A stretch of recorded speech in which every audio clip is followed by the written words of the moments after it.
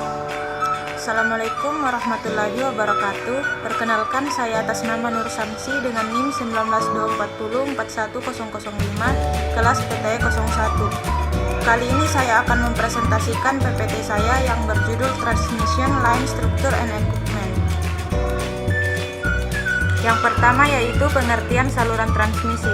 Saluran transmisi adalah suatu sistem penyaluran tenaga listrik dari pembangkit listrik ke gardu induk, dari gardu induk satu ke gardu induk yang lainnya, hingga sampai ke rumah-rumah. Tenaga listrik ditransmisikan oleh suatu bahan konduktor yang mengalirkan tipe saluran. Transmisi listrik penyaluran tenaga listrik pada transmisi menggunakan arus bolak-balik atau AC ataupun juga dengan arus searah atau DC. Penggunaan arus bolak-balik yaitu dengan sistem 3 fasa atau dengan sistem 4 fasa. Selanjutnya yaitu kategori saluran transmisi. Berdasarkan pemasangannya, saluran transmisi dibagi menjadi 3, yaitu yang pertama saluran udara. Saluran udara yaitu saluran transmisi yang menyalurkan energi listrik melalui kawat-kawat yang digantung pada isolator antara menara atau tiang transmisi. Yang kedua yaitu saluran kabel bawah tanah, yaitu saluran transmisi yang menyalurkan energi listrik melalui kabel yang dipendam dalam tanah. Dan yang ketiga yaitu saluran isolasi gas, yaitu saluran yang diisolasi dengan gas, misalnya gas SF6. Karena mahal dan resiko terhadap lingkungan sangat tinggi, maka saluran ini jarang digunakan. Saluran transmisi juga dibagi berdasarkan tegangan, yaitu yang pertama yaitu saluran udara tegangan ekstra tinggi atau SUTET. Selanjutnya yaitu saluran udara tegangan tinggi atau SUTT. Pada saluran ini memiliki tegangan operasi antara 30 kV sampai 150 kV. Yang ketiga yaitu saluran kabel tegangan tinggi atau SKTT.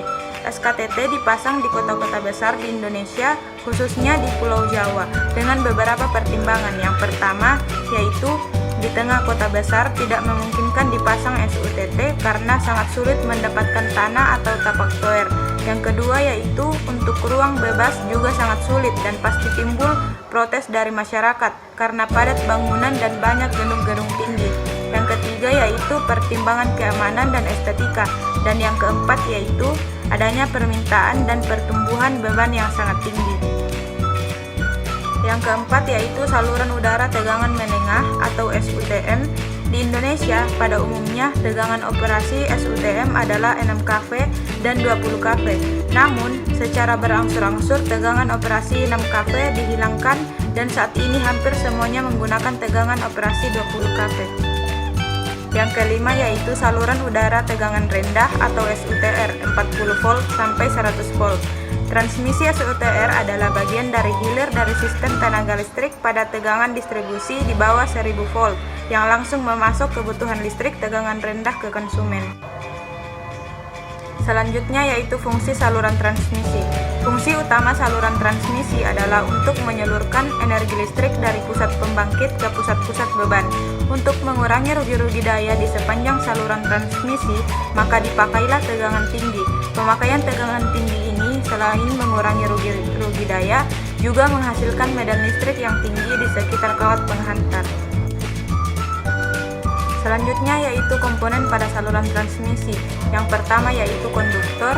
Konduktor adalah kawat penghantar yang digunakan untuk menyalurkan tegangan pada saluran transmisi.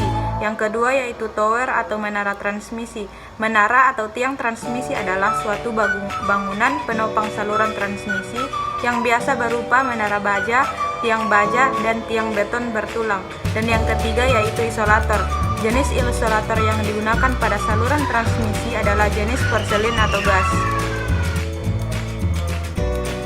Selanjutnya yaitu perlengkapan gardu transmisi. Yang pertama, busbar atau rel merupakan titik pertemuan atau hubungan antara trafo-trafo tenaga, saluran udara TT, saluran kabel TT, dan peralatan listrik lainnya untuk menerima dan menyalurkan tegangan listrik atau daya listrik. Yang kedua yaitu lighting arrestor, biasa disebut dengan arrestor, dan berfungsi sebagai pengaman instansi. Yang ketiga yaitu transformator instrumen atau transformator ukur. Yang keempat yaitu PMS. Yang kelima yaitu saklar pemutus tenaga atau PMT atau circuit breaker atau CB, berfungsi untuk menghubungkan dan memutuskan rangkaian pada saat berbeban. Yang keenam yaitu saklar pentanahan. Saklar ini untuk menghubungkan kawat konduktor dengan tanah atau bumi yang berfungsi untuk menghilangkan tegangan induksi pada konduktor pada saat akan dilakukan perawatan atau pengisolasian suatu sistem.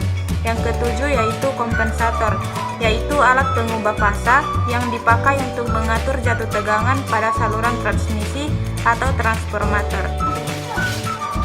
Yang kedelapan yaitu peralatan SCADA dan telekomunikasi, berfungsi sebagai sarana komunikasi suara dan komunikasi data, serta teleproteksi dengan memanfaatkan penghantarnya. Dan yang terakhir yaitu relay proteksi, yaitu alat yang bekerja secara otomatis untuk mengamankan suatu peralatan listrik saat terjadi gangguan dan menghindari atau mengurangi terjadinya kerusakan peralatan akibat gangguan. Itulah tadi penjelasan materi dari saya, kurang dan lebihnya mohon dimaafkan. Wassalamualaikum warahmatullahi wabarakatuh.